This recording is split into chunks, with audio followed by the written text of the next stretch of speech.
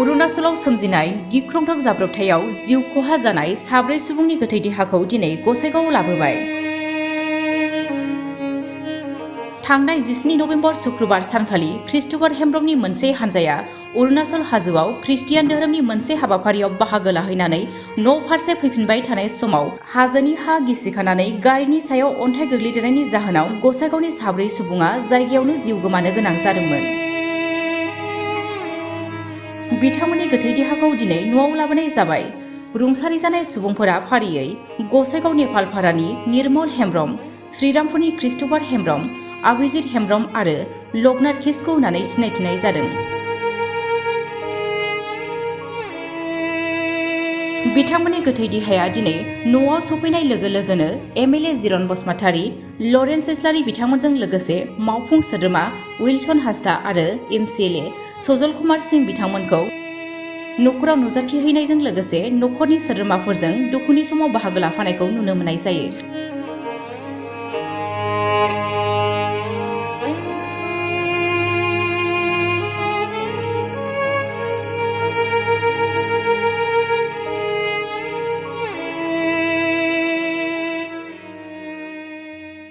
দুঃখজনক ঘটনা আমার সকলোৰে আপোন আমি যাক দাদা বুলি মাতিছোঁ খ্ৰীষ্টোফাৰ হেম্ব্ৰম, ডাউথু বুলিও জানো। তেওঁৰ জন্ম ডাঙৰ দীঘল হৈছিলে কোকৰাঝাৰ টাউনৰ ওচৰত গৌৰাং মিছনত। তাতে আমিও একেলগে বাস কৰিছিলোঁ। আমাতকৈ ছিনিয়ৰ হ'লেও একেটা মিছন কম্পাউণ্ডতে আমি ডাঙৰ দীঘল হৈছিলোঁ। 1996 চনত যেতিয়া গোষ্ঠীগত সংঘৰ্ষ হ'ল, ইয়াৰ পিছত তেওঁলোকে শ্ৰীৰামপুৰ এইফালে আহি তেওঁলোকে স্থায়ীভাৱে থাকিবলৈ লৈছিলে। তেওঁ শান্তিৰ কাৰণে কাম কৰিছিলে, বিশেষকৈ যুৱকসকলৰ কাৰণে তেওঁ কাম কৰিছিল। মদ, ড্ৰাগছ, ভাং সেৱা যাতে আমাৰ যুৱকসকলে যাতে সেৱন নকৰে, এইবিলাক লৈ পেলাই আৰু শান্তিৰ বাতাবৰণ সৃষ্টি কৰিবৰ কাৰণে তেওঁ বিভিন্ন ঠাইত কাম কৰিছিল। তেওঁক আমি হেৰুৱাই পেলাই বহুত আমি দুখ পাইছোঁ। কিয়নো সমাজত তেনেকুৱা এজন ব্যক্তি, যি ব্যক্তিয়ে বড়ো আৰু আদিবাসী সংঘৰ্ষ হৈ যোৱাৰ পিছত বড়ো আৰু আদিবাসীসকলৰ মাজত শান্তিৰ কাৰণে তেওঁ কাম কৰিছিলে।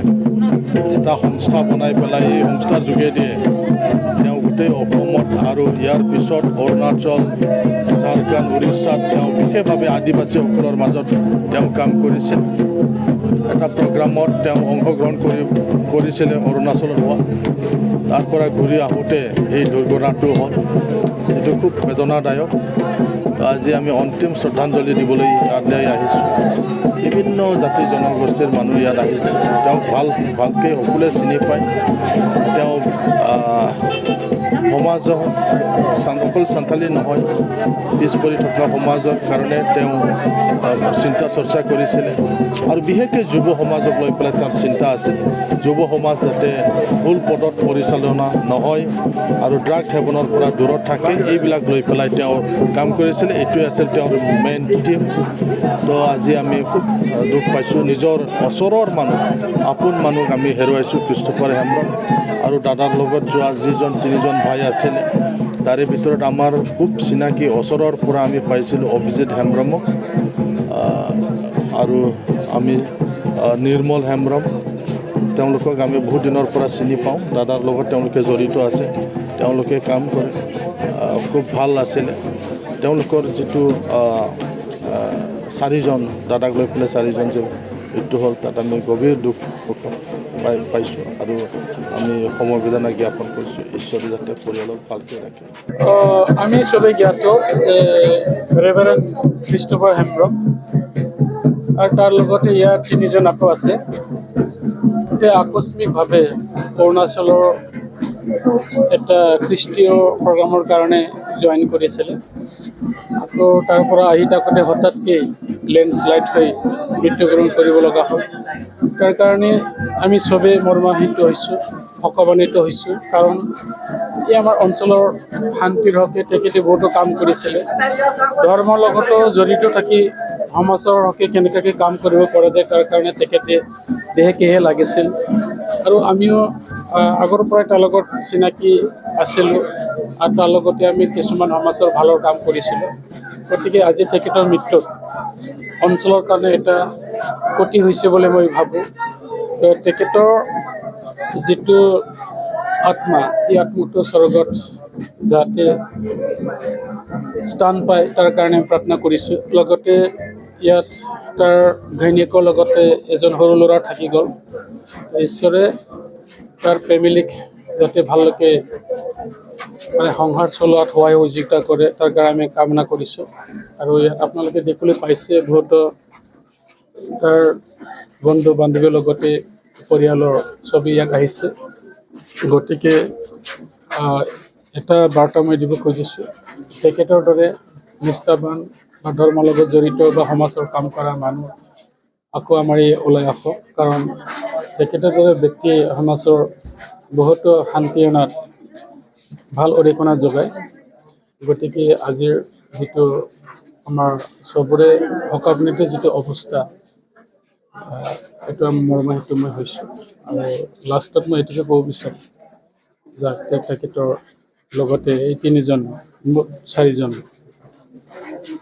সিহঁতৰ আত্মাই চিৰশান্তি যাতে লাভ কৰে তাৰ কাৰণে ঈশ্বৰক কামনা কৰিছোঁ দুখদায়ক ঘটনা যে আজি আমাৰ এই অঞ্চলৰ পৰা 4জন ল'ৰা আমাৰ অৰুণাচলত গৈছিল কিবা ধৰ্মীয় অনুষ্ঠান আছিল তাত আমাৰ যিটো আমাৰ দাউতুদা এখেতে তাত স্পীচো ৰাখিছিল বহুত ধুনীয়া স্পীচো আমি চবে চাইছোঁ আৰু এখেতে ধৰ্মৰ বিষয়ে বহুত নলেজ থকা মানুহ তো ইহঁতে যে ধৰ্ম কৰিব গৈ আহোঁতে এনেকুৱা হৈছে এইটো বহুত মৰ্মান্তিক ঘটনা আমাৰ অঞ্চলত চোকচায়ৰ এটা ঘটনা এনেকুৱা হৈ গ'ল কালিৰ পৰা তো বহুত দুখ লগা কথা তো মই এইখিনি ক'ম যে ঈশ্বৰ প্ৰভুৰ ওচৰত প্ৰাৰ্থনা কৰোঁ এখেতৰ আত্মাৰ চিৰশান্তি হওক আৰু এখেতৰ যি পৰিয়ালবৰ্গ আছে পৰিয়ালবৰ্গৰ লগত আমি আজি আমাৰ PM মহোদয় উলচন্দাও আমাৰ যি প্ৰতিনিধিসকল আমাৰ স্থানীয় বিধায়ক এবং আমাৰ কোকৰাঝাৰৰ বিধায়ক লৰেন্স চেলাৰী আমি চবে আহিছোঁ আহি উপস্থিত হৈছোঁ যাতে এখেতৰ পৰিয়ালক আমি কেনেকুৱাকৈ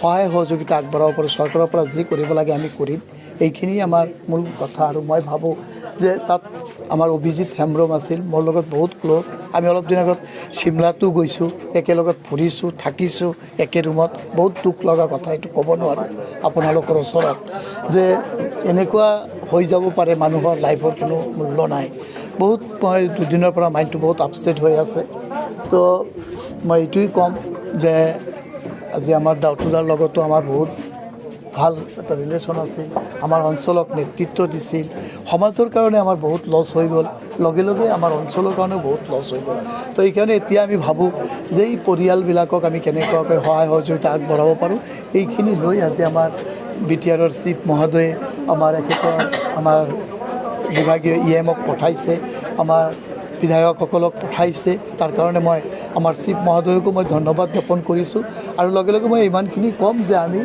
ইয়াত আমাৰ চিফৰ নেতৃত্বত আমি এই যিখিনি পৰিয়ালৰ যে ইমান লছ হৈছে যে এইটো মানুহটো আমি ঘূৰাই দিব নোৱাৰিম কিন্তু আমি চৰকাৰীভাৱে যিমানখিনি হেল্প কৰিব পাৰোঁ আমি হেল্প